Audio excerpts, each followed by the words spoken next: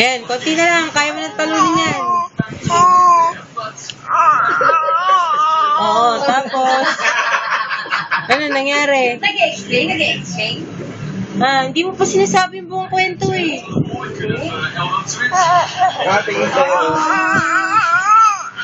Oo, napagod daw siya. Napagod ka. Saan ka napagod? Sabihin mo, isumbong mo. Isumbong mo. Pinagod ka, di ka nag-taxi, no? Oo, tapos nag-bus kami. Ayan. May action eh. Oo, tapos sumakay kami, tumakbo kami, no? Oo, tumakbo.